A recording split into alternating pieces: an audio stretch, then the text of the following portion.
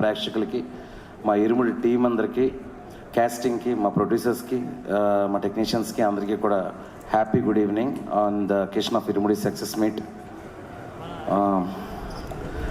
Actually cinema release అయిన తర్వాత ఎంత మ్యాసివ్ వేవ్, ఎంత బ్లాక్ బస్టర్ వేవ్ క్రియేట్ చేస్తుందండి.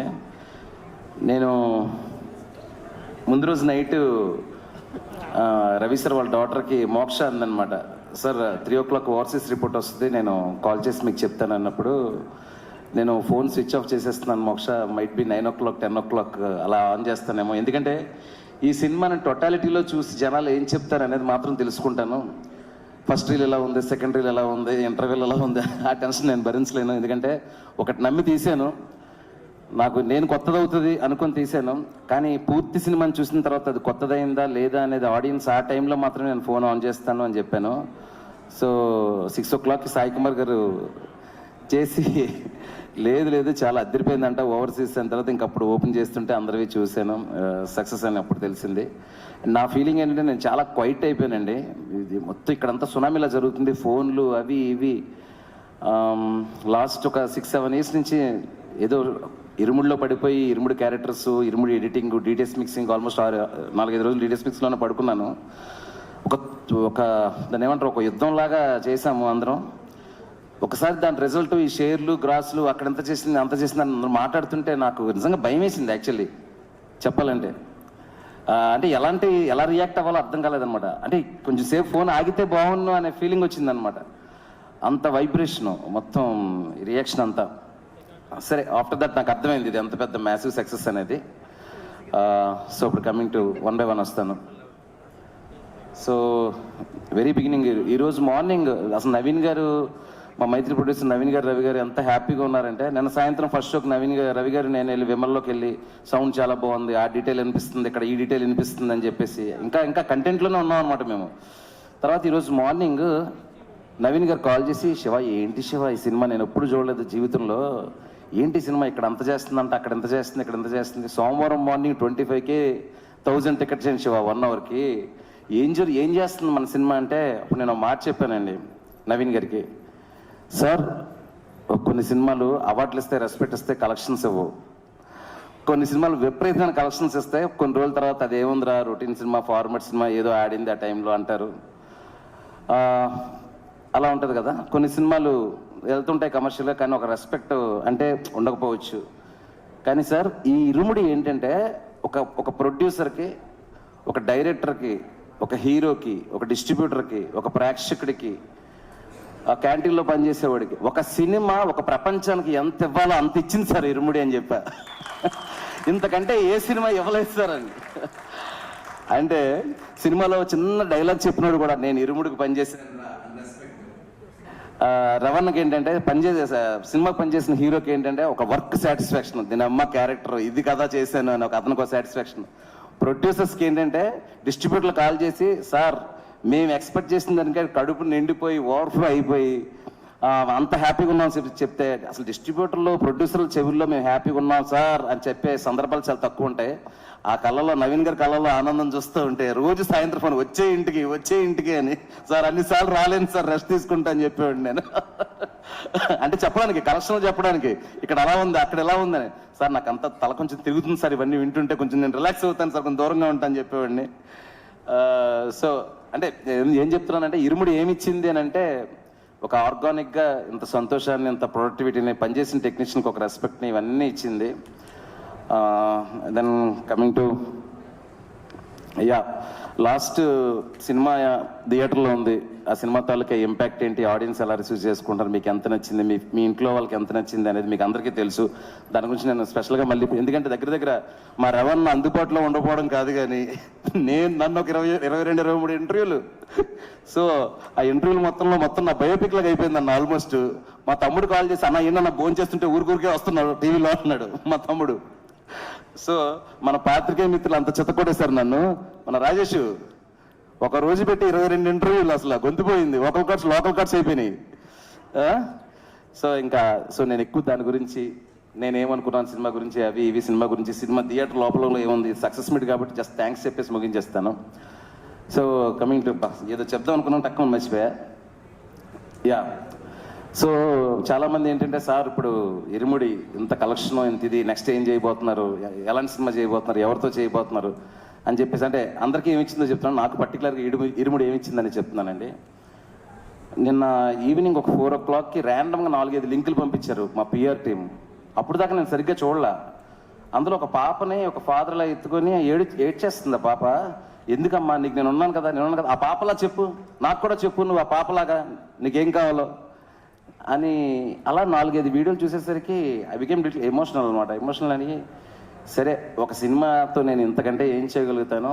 ఒక నిన్ను కోరి మజిలీ సినిమాకి నన్ను 2 తెలుగు రాష్ట్రాల ప్రజలు నన్ను వాళ్ళ ఇళ్లలోకి తీసుకుంటే ఇరుముడి వాళ్ళ గుండెల్లోకి తీసుకునేలా చేసింది శివ నిర్వాణ అనే పేరుని. సో అది ఎప్పుడు నాకు ఒక బాధ్యత గుర్తు చేస్తుంది. ఇంకా ఇరుముడి ఏంటంటే నేను ఒక ట్రై చేశానండి. రవణ లాంటి ఒక మాస్ హీరోని పెట్టుకొని, మీరు సినిమా చూసిన వాళ్ళకి అర్థమవుతుంది, నెమ్మదిగా బిగినింగ్లో రవణ క్యారెక్టర్, త్రినాథ్ క్యారెక్టర్ చాలా అగ్రెసివ్గా ఉంటుంది. కానీ మీకు వెళ్ళే కొద్దీ సిచ్యువేషన్స్ అతని చేతిలో లేకుండా పోతాయి. స్లోగా ప్రీ ఇంటర్వెల్కి నేను ఒక ఫిక్స్ అయ్యాను ఏంటంటే ఇక్కడే త్రినాథ్ క్యారెక్టర్ని పడేయాలి అని. ఇక్కడ కానీ త్రినాథ్ క్యారెక్టర్ని పడేయకపోతే సెకండ్ హాఫ్లో అతను సేవ్ చేసుకోవాలనే ఇంటెన్షన్ పెరిగిపోద్ది అని. సో అలాంటి ప్రీ ఇంటర్వెల్ రాసినప్పుడు అండి, అన్న మీరు వాడు కొడితే పడిపోతారని చెప్పారు రవణకి. ఎక్కడ కొడతాడు, ఇక్కడ కొడతాడా, సరే సరే అన్నారు. ఒక హీరో అంత ఫ్రీడమ్ ఇచ్చిన తర్వాత మంచి కథలు రాకుండా ఎందుకుంటాయండి. శివ ఇంటర్వెల్ బ్యాంక్కి నేను కొడితే ఫ్యాన్స్ ఒప్పుకుంటారా అంటే ఇరుముడు లేదండి. ఇంటర్వెల్ బ్యాంక్ నన్ను కొట్టేస్తే, వాడెవడో నాగుల్ లాంటి కొట్టేస్తే పడిపోతే నా ఫ్యాన్స్ ఒప్పుకుంటారని అడిగితే ఈరోజు ఈ సినిమా లేదు, శివ నిర్వాణకి ఈ పేరు లేదు.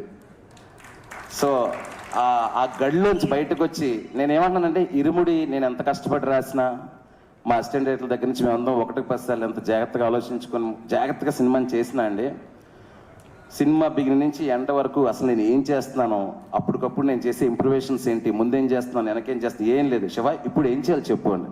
లుంగి వేస్తే లుంగి వేసుకున్నారు, షర్ట్ ఇస్తే షర్ట్ వేసుకున్నారు. ఆయన ఇప్పుడు పాపం షర్ట్ ఇప్పరు. అన్న ఇది అయ్యప్ప స్వామి బ్యాక్ డ్రాప్, ఖచ్చితంగా భిక్ష చేసేటప్పుడు షర్ట్ ఇప్పేయాలన్నట్టు.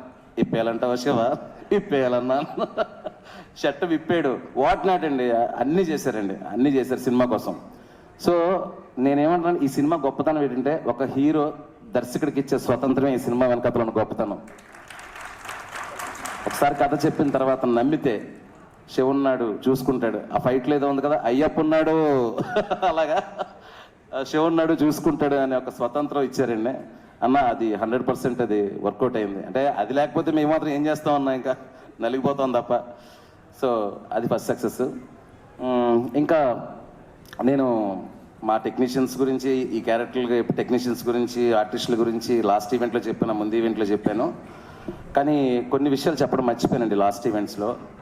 అసలు మొట్టమొదటిసారి మన ప్రొడ్యూసర్ రవి గారు, ఈ కథ ఆయనకి తెలుసు ఫుల్గా, మొత్తం బ్యాక్ అండ్ ఫోర్త్ అన్ని డిస్కస్ చేసుకుని ఉంటాము.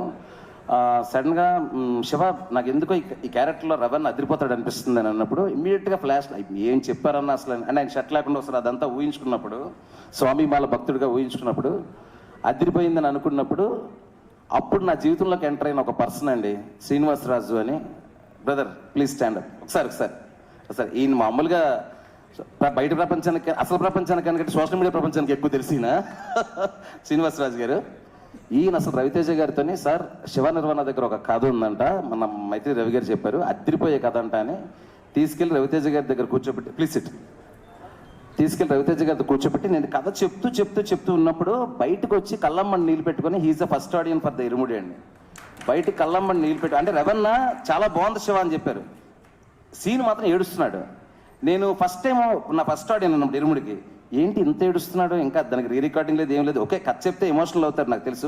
సారీ ఫస్ట్ ఆడియన్ నవీన్ గారు కళ్ళమ్మని నీళ్ళు పెట్టుకున్నారు.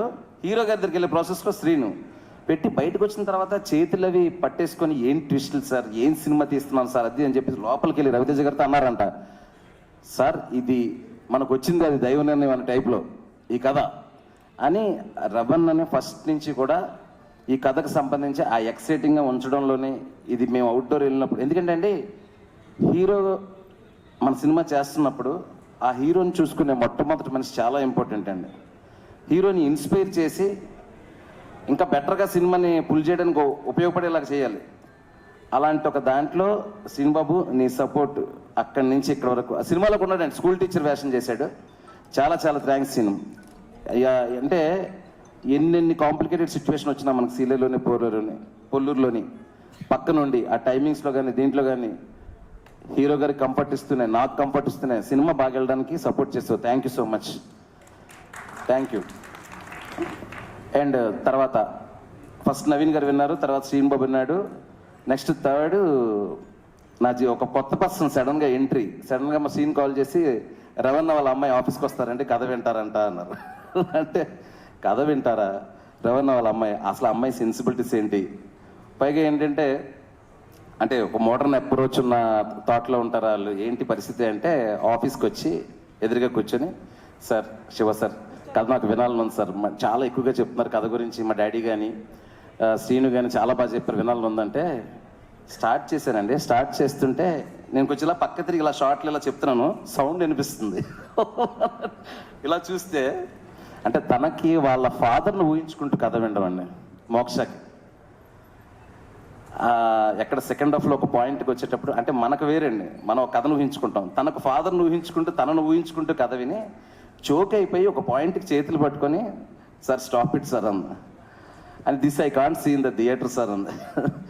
సో ఆ తర్వాత ఎడిటింగ్ కూడా తను వచ్చి చూడలేదు, మొన్న చూసింది. తను చూసినప్పుడు కూడా same reaction. And fourth one, దాని తర్వాత నేను ఎందుకు చెప్తున్నానంటే ఆ తర్వాత మా technicians Praveen Pudi, Vishnu Sharma, Sai Suresh, what ever main technicians, వీళ్ళందరూ కథ విన్నప్పుడు మమ్మల్ని అందరినీ కలిపింది ఏంటో తెలుసా సార్? ఒక ఎమోషన్. మేము కథ చెప్తున్నప్పుడు లెక్కలు వేసుకోవాలా, బడ్జెట్లు వేసుకోవాలా, ఎంత ఖర్చు పెడితే ఏ స్కేల్ వస్తుంది అనుకోవాలా, అందరం సింక్లో ఉన్నామా లేదా, ఆ రెండు ట్విస్టులు అందరికీ కనెక్ట్ అయ్యే లేదా, ఆ ట్విస్టులు ఇంకా వర్కౌట్ అవ్వాలంటే స్క్రీన్ ప్లేలో ఏం చేయాలి, ఆర్ట్ డిపార్ట్మెంట్ సైడ్ ఆ ఎమోషన్ ఎలా వర్కౌట్ చేయాలి, విజువల్ సైడ్ ఆ ఎమోషన్ ఎలా వర్కౌట్ చేయాలి, ఆ డార్క్ వెలల్లో బ్రైట్ ఎమోషన్ ఎలా చూపించాలి, అలా అందరం కలిసి ఒకే మాట మీద ఒకే ఎమోషన్ మీద ఉండి నిజాయితీగా చేసిన సినిమానే ఇరుముడండి. సో ఈ ప్రాసెస్లో కథ అంతా అయిపోగానే ఈ కథకి ధ్వజస్తంభం ఎవరు అంటే ఒకే ఒకరు, సాయి కుమార్ గురుస్వామి క్యారెక్టర్. త్రినాథ్ లాంటి తుఫాన్ ఆపాలంటే ఒక శక్తి కావాలి. ఆ శక్తి ఎవరంటే సాయి కుమార్. సాయి కుమార్ గారిని మెయిన్ క్యాస్ట్ చేయడానికి కారణం ఆ గొంతండి. అద్భుతమైన డైలాగులు ఉన్నాయి, మీరు చూసారు కదండి. అంటే అద్భుతమైన డైలాగులు అంటే నేను సింప్లిసిటీలోనే అద్భుతం ఉందని ఫీల్ అవుతానండి. అలాంటి ఒక సింప్లెస్ట్ డైలాగులు ఆయన చెప్తూ ఉంటే దానిలో ఉండే ఎమోషన్ మాత్రం పెద్దగా కనిపించాలి. అప్పుడు సాయి అన్న దగ్గరికి వెళ్ళేటప్పుడు ఒక్కటే, ఈ క్యారెక్టర్ ఆయన్ని వినగానే ఎలా తీసుకుంటారు, ఎందుకంటే ఆ క్యారెక్టర్లో ఉండే కాంప్లెక్సిటీ ఆయన్ని భయపెట్టకూడదు, ఈ క్యారెక్టర్కి ఒక యాక్టర్గా న్యాయం చేయాలి అని. సాయి అన్న గుర్తుందా? టైం తీసుకున్నారు, 2 రోజులు తీసుకున్నారు టైము. 2 రోజులు తీసుకొని మళ్ళీ నేను ఫోన్ చేసి, సార్ మనం మంచి కథ చెప్తున్నాం, ఓ మంచి కథ చెప్పడానికి ఒక్కొక్క క్యారెక్టర్ సినిమాలో ఒక్కొక్కలా బిహేవ్ చేయాల్సి వస్తుంది, ఆ మంచి కథ ఆడియన్స్ వరకు చేరాలంటే మీరు అలాంటి క్యారెక్టర్ చెయ్యాలి అని ఆయన చెప్పగానే ఆయన అర్థం ఇంకా అక్కడి నుంచండి ఇంకా రోజు ఉదయం 7 గంటలకు కాల్ చేయడం, అమ్మా ఏం ఫీల్ అమ్మా, ఏం సీన్ అమ్మా అని. నాకే కాదు అందరికీ, మొత్తం 10 మంది యూనిట్కి రోజు మార్నింగ్ 7:30, 8 గంటలకు మెసేజ్ చేసి, ఇరుముడు అద్దరిపోవాలమ్మా, ఇది అవార్డు వచ్చే సినిమా అమ్మా, నాకు తెలుసమ్మా అంటే, ఇంటర్ బాబు నాకంటే ఈయన ఎక్కువ కాన్ఫిడెంట్గా ఉన్నాడు అనుకునేవాడిని నేను ఉదయాన్నే. సో అది సాయి అన్న గురించి. దెన్ ఇంకా 1/1 ఏం మాట్లాడలో తెలియట్లేదండి, చాలా లోడ్ ఎక్కువైపోయింది బ్రెయిన్లోని. So lot of positivity around cinema అండి. సో మీకు బోర్ కొట్టించే విషయాలు, ఈ టెక్నీషియన్ సూపర్ పని చేస్తారు, ఆ టెక్నీషియన్ మన అలాంటిది కాకుండా ఒక్కొక్క టెక్నీషియన్లో కొంచెం మీకు ఎంతో కొంత కొత్తగా అనిపించే విషయాలు ఏమైనా ఉంటే చెప్తాను. కమింగ్ టు విష్ణు బ్రో, మజిలిక్ సినిమా పనిచేసామండి. ఆ సీలూరు పొల్లూరులో ఎలా తిరిగామంటే ఒక హనీమూన్ కపుల్లా తిరిగాం ఇద్దరం. కపుల్లా తిరిగి కూర్చొని ఎక్కడ చేద్దాం విష్ణుగో, ఇక్కడ చేద్దామా, ఆ డార్క్ మూడ్ సీన్ ఇక్కడ చేద్దామా, ఆ పాపని హీరో గారు పట్టుకునే షాట్, ఈ మేము ఇద్దరు అక్కడ కూర్చునే వాళ్ళం.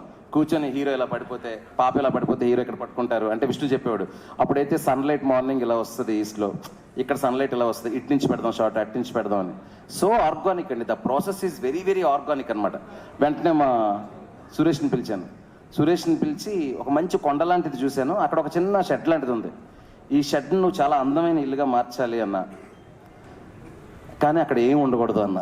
ఏమి ఉండకూడదు అంటాడు, చాలా అందంగా ఉండాలంటాడంటే చిన్న చిన్న విషయాలు పెట్టాలి, ఒక చిన్న ఫ్యాను, ఒక పాత కుర్చీ, కానీ విపరీతంగా అందంగా ఉండాలి, ఒక క్యూట్నెస్ ఉండాలి, ఆ మనమ్మ ఇల్లు చిన్న గూడ్లా ఉండాలని చెప్పాను. నేను అనుకున్న దానికంటే బ్రహ్మాండంగా చేసావు సురేష్ బ్రో. ఈరోజు అసలు గుర్తుపట్టట్లేదంటే ఆ క్రెడిట్ నీదే. ఓకే, కానీ 80% మనం రియల్ లొకేషన్లోనే చేసాము, దట్ ఈస్ ఫర్ షూర్. కానీ ఆ రియల్ లొకేషన్లో నువ్వు ఏదైతే రీక్రియేట్ చేసావో అది అద్భుతంగా రియల్ లొకేషన్ మ్యాచ్ చేసావు. That is fantastic. Okay Vishnu, ఇంకా నెక్స్ట్ నాకు ఎవరు కనిపిస్తే వాళ్ళ గురించి మాట్లాడుతున్నా, ముందు వెనకలు ఎవరు ఫీల్ అవ్వద్దు. నేను ఈ సినిమాకి నాకు దొరికిన పెద్ద గిఫ్ట్ మా రియల్ సతీష్ మాస్టర్ ఒకసారి నిల్చోండి. అంటే ఇద్దరు ముగ్గురితో ఎంక్వైరీ చేశాను, ఫైట్లు ఎలా చేస్తారు ఈయన అది ఇది అని చెప్పేసి. వాళ్ళు సూపర్ అండ్ బాగా చేస్తారని చెప్పారు కొంతమంది. కూర్చోండి మాస్టర్ ప్లీజ్. ఏంటంటే అదే చిన్న సరదాగా మాట్లాడే ఇన్సిడెంట్లో చెప్తాను. ఆ గంజా గ్యాంగ్ ఫైట్ ఉంది కదండి, ఆ ఫైట్ చేస్తున్నప్పుడు అక్కడి నుంచి ఒకటి పడాలి, ఇక్కడి నుంచి ఒకటి పడాలి, కర్ర తీసుకొని కొట్టాలి, ఇదంతా ఉంది కదా. నేను చిన్న మూడ్లో మాస్టర్ ఇది రియలిస్టిక్గా ఉండాలి మాస్టర్ అన్న, చాలా రియలిస్టిక్గా ఉండాలి, నిజంగానే ఆయన నిజంగానే కొట్టించేసేవాడు ఆయన. వాళ్ళు నా దగ్గరకు వచ్చి సార్ ఇక్కడ వాచిపోయింది సార్, అక్కడ వాచిపోయింది సార్ అంటే మాస్టర్ దగ్గర, మాస్టర్ మీరు పేరు మాత్రమే రియల్ సతీష్, రియల్గా కొట్టకండి మాస్టర్, ఏమైనా జరిగితే వాళ్ళ అమ్మ బాబులకు నేను సమాధానం చెప్పలేను అనేవాడిని. సో అందులో ఆ పళ్ళు ఎత్తుగా ఉంటాయి కదా అబ్బాయి, వాడి దగ్గరికి నేను అడుగుతున్నాడు, అరే ఆ 2 పళ్ళు నీకు కంపల్సరీగా అవసరమా అవసరమా? వాడొచ్చి సార్ మాస్టర్ వచ్చి ముందు 2 పళ్ళు అవసరమా, ఇరిగిపోయి నిజంగా అవి పోయినా పర్లేదా నీకు అన్నాడు. వాడంత అమాయకంగా వాడికి ఇరుముడి మీద కసి ఎక్కువైపోయి సార్ 1 పన్ను వరకు ఓకే సార్ అండి. నేను వచ్చి నిజంగా పళ్ళు ఎరగొట్టడం ఏంటండి బాబు అసలు. వాడిని తిట్టా, అరే నీకు పిచ్చా ఇర్రా, మాస్టర్ ఏదో ఎమోషనల్ అడిగితే నిజంగా ఎరగొట్టుకుంటావిరా నువ్వు, ఇది సినిమా ఇది అని చెప్పేసి. మీరు చూస్తే ఆ పళ్ళు ఇలా పెట్టి బ్యాక్ షాట్లో రవాణా పట్పంది అంటారు, క్రేజీగా ఉంటుంది ఆ షాట్. అది పళ్ళు తీసేద్దాం అనుకున్నాడు ఆయన. మాస్టర్ చాలామంది వెళ్ళిపోతారు అలా అయితే.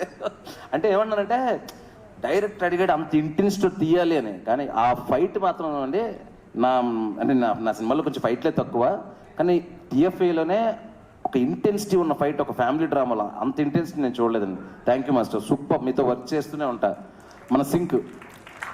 అండ్ ఆ క్లైమాక్స్ ఫైట్ చేసిన రామలక్ష్మణ్ మాస్టర్ గారు, నాకు రంగస్థలం నుంచి రామలక్ష్మణ్ మాస్టర్ కథలో ఉంటారు, వాళ్ళతో డిస్కస్ చేస్తూ ఫైట్ చేయాలని ఒక కోరిక ఈ సినిమాతో తిరిగింది. క్లైమాక్స్ చాలా ట్రిక్కీ థింగ్, దాంట్లో కథ చెప్పాలి, యాక్షన్ ఉండాలి, చాలా థింగ్స్ మారిపోతూ ఉంటాయి. ఈ పిల్లలు ఎవరైతే అమ్మాయిలు ఉన్నారో వాళ్ళందరినీ ఉంటారు, దాంట్లో ఒక మెసేజ్ ఉంది ఫైట్లో. రామలక్ష్మణ్ మాస్టర్ని కూర్చొని డైరెక్టర్ గారు కంగారు పడకూడదు, కథ చెప్పాలా మనం, కాల్ షీట్ అయిపోయే వరకు ఎంత కంగారు పడకపోయినా ఉండక్కర్లేదండి, కాల్ షీట్ మాత్రం లోపే చేయాలని నేను పట్టుకునేవాడిని. సో ఏంటంటే రామలక్ష్మణ్ మాస్టర్ గారితో మంచి ఎక్స్పీరియన్స్, మంచి ఫైట్ క్రియేట్ చేసి నాకు ఇచ్చారు. థ్యాంక్ యూ రామలక్ష్మణ్ మాస్టర్ గారు. సో అయిపోయింది, ఫైట్ సెక్షన్ అయిపోయింది. నవ్ ఇట్ కమ్స్ అన్న, చాలా కష్టంగా ఉంది అన్న, గుర్తుపెట్టుకోవాలి.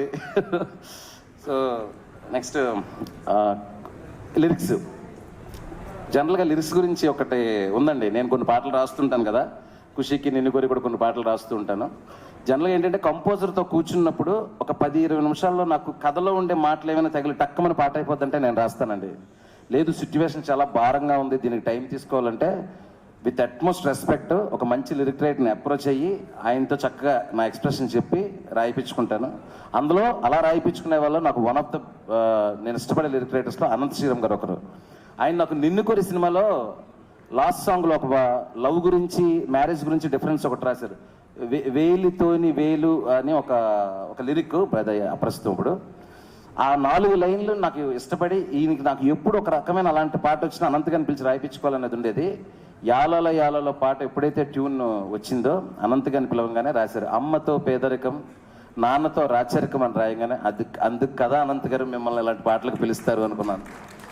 అంటే అంత అలవోకగా ఉన్న పదాలు రాసి గుండంతా భారం కలిగించడంలో, గుండంతా ఫీల్ ఇవ్వడంలో అనంత శ్రీరామ్ గారిది ఒక style. Thank you Anantha Sriram గారు, మంచి పాట రాశారు. ఇంకా క్లైమాక్స్ పాట కూడా ఆయన రాశారు, అది కూడా చాలా బాగుంటుంది. దాని తర్వాత కట్టు సాంగ్లో ఇంకొక చరణం ఉంటే బాగుంటుంది అని చెప్పేసి ఆల్ ఆఫ్ ద సైడ్ నేను ఆల్రెడీ అప్పుడు పాట పూర్తి చేశాను. టక్మన్ ఫోన్ చేయంగానే నా బ్రదర్ కళ్యాణ్ చక్రవర్తి వచ్చి చక్కగా చరణం రాసేసి చాలా బాగుందన్న పాట అని చెప్పి వెళ్ళాడు. Kalyan thank you so much Kalyan, టక్మన్ వచ్చి పాట రాసి వెళ్ళావు. Yeah that lyrics section is then script. నేను థింగ్ ఏంటంటే నిన్ను కోరి 2017 9 years అయిందండి. నాకు 10 మంది టీము, ఇప్పటికీ వాళ్ళే ఉన్నారు. నా మేనేజర్ కానీ నా అసిస్టెంట్ డైరెక్టర్స్ కానీ. వాళ్ళు ఏంటంటే వాళ్ళకి ఎంత పేరు వస్తుంది, నా దగ్గర ఎంత గ్రో అయ్యామని కాకుండా షో పెరిగితే మేము పెరుగుతాం. ఇదే అరే మనం నాకు ఎందుకో కొంచెం పెరిగినట్టు అనిపిస్తుంది, మిమ్మల్ని కూడా పెంచుతా నెక్స్ట్ సినిమా నుంచి. యా సో ఎస్పెషల్ అసిస్టెంట్ డైరెక్టర్లు ఒకరి పేరు చెప్తే ఒక పేరు మర్చిపోయే అవకాశం ఉంది. నా అసిస్టెంట్ డైరెక్టర్లు అంటే అందరికీ తెలుసు, మా వాళ్ళందరికీ తెలుసు. ఇప్పుడు కూడా డిటిఎస్లో పనిచేస్తున్నారు ఒక సాంగ్ నైట్ యూట్యూబ్లో రిలీజ్ చేయడానికి. That is about my assistant directors.